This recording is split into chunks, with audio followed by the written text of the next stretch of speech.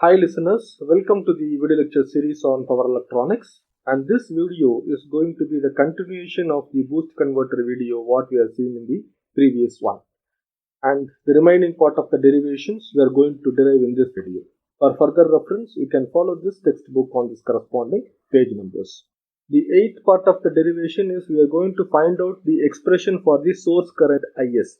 So let us try to derive this now. We are going to make use of the same procedure what we have followed in the buck converter. In the case of buck converter, to find out the source current, we have just equated that input power is equal to output power.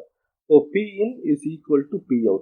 Why we assume this? Because the entire combination does not have any resistance, which is the lossy element is not present in this. So input power is assumed to be almost equal to output power. So input power, if I look at it, is Vs into Is, that is supply voltage into supply current. Let us assume that the current which is coming out of the supply is Is. So Is into Vs is equal to output power is V0, that is the voltage across the load, into the current I0. So if from this expression I can find out Is is equals to V0 into I0 by Vs. So now this is the primary expression that we can easily derive from the primary expression of V in equal to V out, from which I have found out Is is equals to V0 I0 into Is. Once you derive this, then you can easily substitute the value of V0 for boost converter is V0 is equals to Vs into Vs divided by 1 minus D. So you can substitute it and you can further make many combinations of this expression. So this is the next expression which is gaining more importance in this boost converter. So this is supposed to be the expression number 10. The next part of the derivation is we are going to calculate the average and RMS value of the switch current and average and RMS value of the diode current. So let us try to look into these two expression in derivation part 9 and derivation part 10 now. So first let us try to derive average and RMS value of the switch current. So RMS and average value of the current through the switch, let me call it as ISW. If we look at the states of operation, the current through the switch will be passing through it only when it is in on condition. So let us assume this. Let us switch on and you can see that the current is passing through the switch only when it is in on condition. When it is in off condition, the current does not flow through the switch. So the current is passing through the switch only when this is in on condition. So this part of the current is what it is flowing through the switch. So this is the current when the switch is in on condition, because this is the on time duration. And again this part there is no current. Again this part the current will flow through the switch. And this is again no current during the other part, that is T on T off, again T on T off. It is going to repeat. But this is an instantaneous value. I am trying to find out average and RMS value. This blue line is the instantaneous value of the inductor current, and this red line is the instantaneous value of the switch current. So now I want to find out the average value of the switch current. This green line is the average value of the inductor current. So this till this part only this much amount of current is going to flow through the switch also as an average sense. So I am going to draw this now. You can just look at this. This is the current which is going to flow through the switch in an average sense when the device is in on condition. So look at this blue line waveform which I am trying to draw now. So this is the waveform which will be flowing through the switch in the average sense. So what is the height of this? I want to find out till this point, average value till this point. But from dt to t, during this region, the current through the switch is equal to 0. So I don't want to concentrate this part. So I want to look only into this shaded portion part alone. If I want to find out the area of this shaded portion part, in order to calculate the ISW average value, I want to find out the area of this rectangle. Area of this rectangle is height is IL average value of the inductor current, into, if I look at for what duration this is there, this duration is dt. I denoted it here. So this is dt. whole divided by the entire duration of the whole cycle is t. So this is t. So if I cancel this and this will become cancel. So ISW is IL average into D, and this is the expression for average value of the load current, or the average value of the switch current.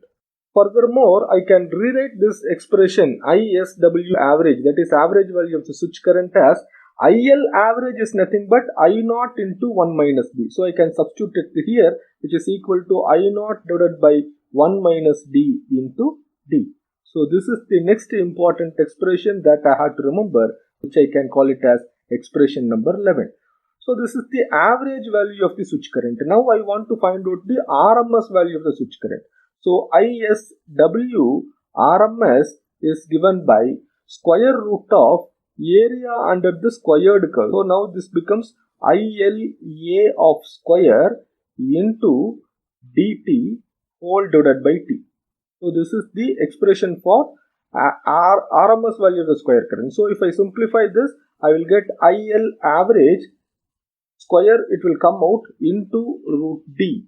So IL average is nothing but I naught divided by 1 minus d. So I can rewrite this expression as I naught divided by 1 minus d into root of d. So this is the expression for switch current RMS value.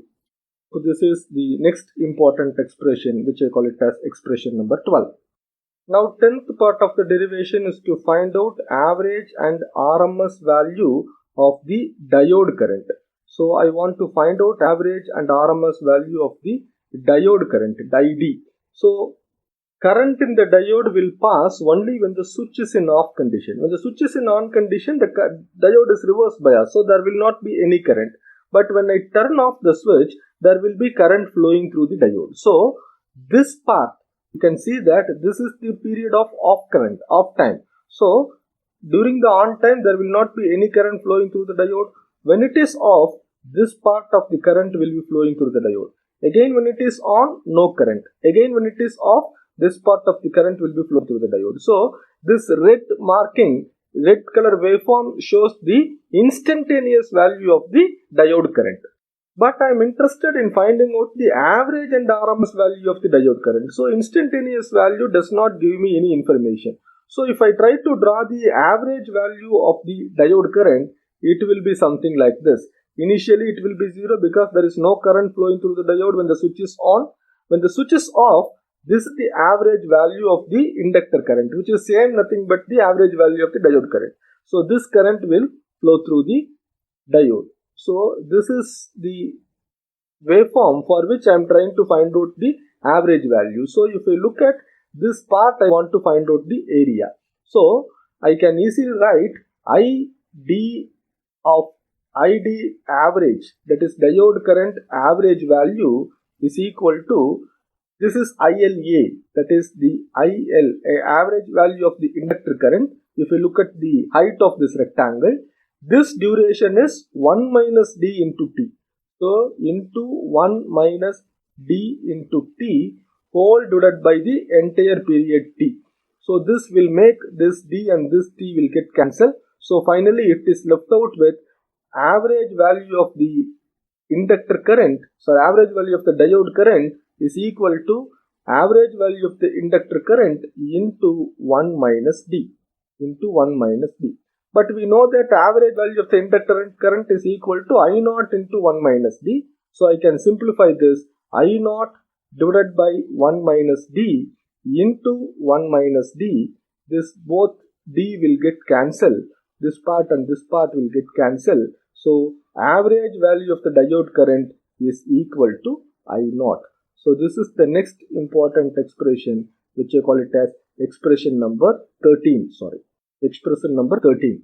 Similarly, the diode RMS current is calculated as square root of ILA square into 1 minus d into t whole divided by t. So if I look at, I will get ILA, I can take it out, into t and t will get cancelled. So it is left out with 1 minus d. I can replace this ILA with, I will rewrite here. So ID of RMS is equal to, ILA can be replaced with I naught divided by 1 minus D into root of 1 minus D. So this is the expression number 14, which is the next important expression to find out the RMS value of the diode current. So here I have 10, 11, 12, 13, 14.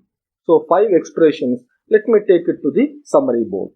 10th expression is source current is equals to Vs into Is, V0 into I0 divided by Vs. This is the 11th expression. For 10th expression, 11th expression is switch average current A is equals to D into I0 divided by 1 minus D. 12th expression is ISWRM, which is I0 divided by 1 minus D into root of 1 minus D. This is the RMS value of the switch current. And 13th expression is average value of the diode current, which is equal to I0. And 14th expression is diode current RMS value, which is equal to I0 divided by 1 minus D into root of 1 minus D. So this is the expressions that we are interested in. Next is we are going to derive the ripple in capacitor voltage, that is delta Vc. To calculate the ripple in capacitor voltage, let me take the equivalent circuit when the switch is in on condition. If you look at this point, during this interval of time, that is between 0 to dt, the capacitor only it is supplying the power to the load. So capacitor delivers the power to the load because capacitor is disconnected from the supply. So when it is connected to the supply, it charges. When it is disconnected to the supply, whatever it charges, it delivers the power to the load. So this is the condition that we are taken into for deriving the value of delta Vc. So the 11th part of this derivation, if I try to apply the Kirchhoff's current law at this junction, when this switch is in off, this is not equal to IL, ID current will be equal to 0 because this is not conducting. So by that point of time, this condition already we have discussed, by that point of time, IC, that is capacitor current plus load current, will be equal to 0, which implies IC is equal to minus I0.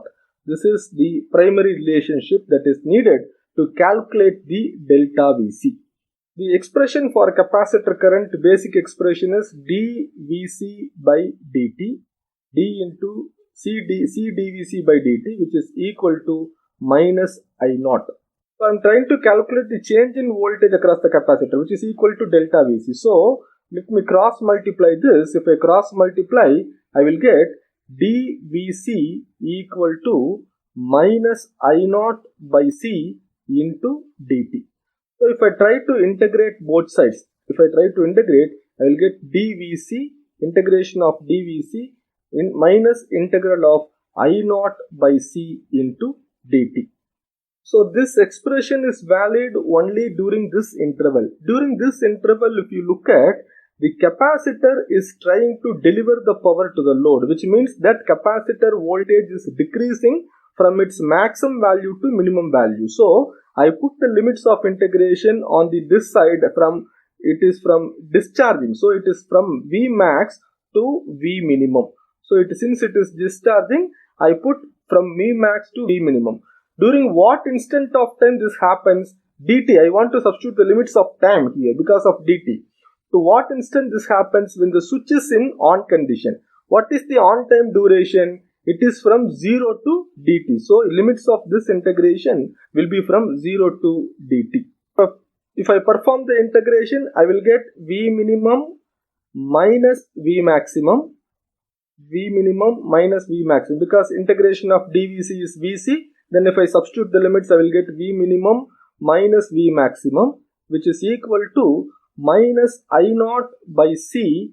Integration of t is dt is t. So t, if I substitute the limits, it will become 0 to dt. Upon further simplification, I will get V minimum minus V maximum is equal to minus I0 by C into dt minus 0. So I left it out. Further, this can be simplified as V minimum minus V maximum which is equal to minus I naught into D by C. T I can write it as 1 by F, so this can be put the denominator F. But we know that delta Vc is V maximum minus V minimum. V maximum minus V minimum. So if I use this expression here, I will get minus delta Vc equal to minus I naught into D by C into F. So multiplying with plus minus on both sides, I will get delta Vc is equals to I naught into D divided by C into F. So this is the next important expression, which is expression number 15. Now the next expression is to derive what will be the value of D so that ripple is maximum. So ripple at maximum D. Let us try to derive this. Here the complexity is very less because you can see that delta Vc is the ripple, D is the duty cycle. So when D increases, delta Vc increases. So we know that the value of D will be from 0 to 1. So when D is equals to 1, then only delta Vc will be maximum. So the 12th part of the derivation becomes very simple. That is, when D equal to 1, delta Vc will be maximum. So will be max. So this is one important thing which is very simple to derive. So this is expression number 16. So let me take this 15 and 16 to the summary board. So delta Vc equal to D into I naught divided by F into C. This is the next expression. So the value at which the ripple becomes maximum is when D is equals to 1. The next part of the derivation is we are going to calculate the critical value of inductance and critical value of capacitance. Let us go into the derivation. So 13th part of the derivation. We have already seen that critical inductance, in the sense it is the inductance at which the inductor current become discontinuous, that is it comes to 0, which means IL minimum should be equal to 0. So this is the condition for finding out the critical inductance. The expression for IL minimum is already given. So let us go into the summary board and look into the expression for this IL minimum. IL minimum, we can see that it is the 9th expression, which is I naught divided by 1 minus D minus delta IL by 2, which is IL minimum. So let me take this 9th expression and put it here, equal to 0. So if I equate this part, I will take this side by 2. And we have derived the expression for delta IL also previously. So let us go into the summary board and look into the expression for this delta IL. So delta IL is given by dVs divided by FL. dVs divided by FL. So use this expression 7 in this place, which will lead to the expression what I am writing here. I naught divided by 1 minus D, which is equal to D into Vs divided by FL, and this 2 is there, so into 1 by 2. This inductance is what we call it as critical inductance, so I put L subscript C. So further simplification, I can make I naught. If I assume that the load is of pure resistive in nature of R resistance and the voltage across it is V naught and current through it is I naught, so I naught can be written as V naught by R by using simple Ohm's law. So substituting instead of this V naught, let me substitute V naught by R into 1 minus D, which is equal to D into Vs divided by 2F into L subscript C. This LC is what we call it as critical inductance. Again, this V naught can be replaced by an expression which is already in summary board, which is the 5th expression. V naught is equals to Vs divided by 1 minus D. If I substitute this 5th expression instead of this V naught, I will get Vs divided by 1 minus D into this part, R into 1 minus D, which is equal to D into Vs divided by 2FLC, L subscript C. So this is the expression which is the final one which is used to calculate the expression for LC.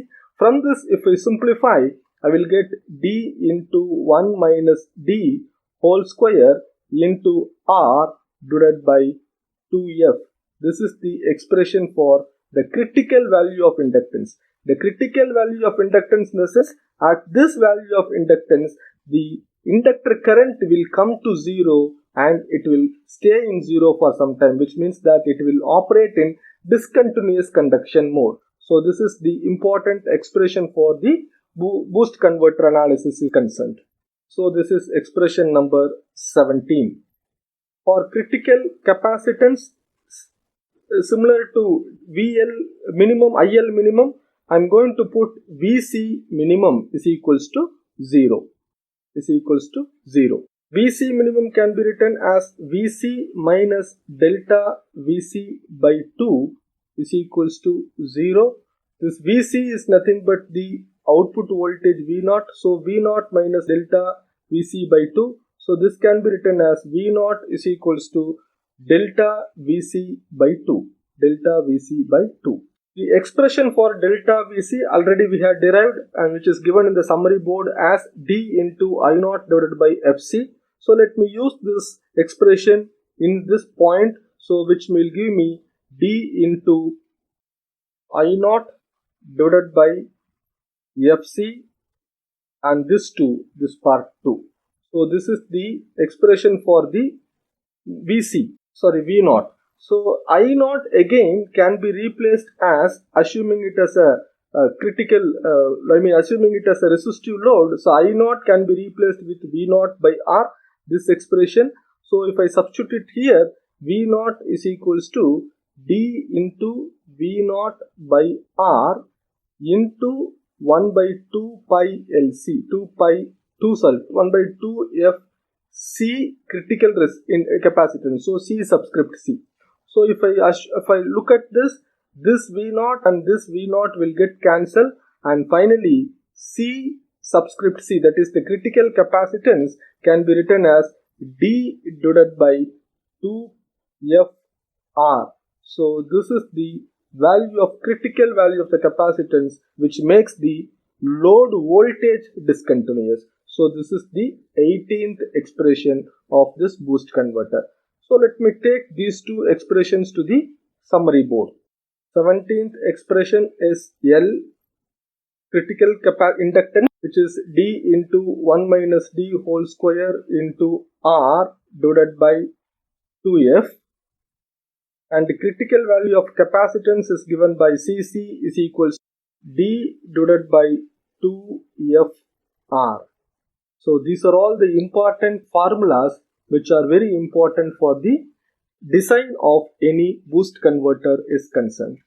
This is what all about the boost converter. In the next video, we will try to understand the operation of a buck boost converter and again derive all these 18 expressions in it. Thank you for your patience listening. Thank you.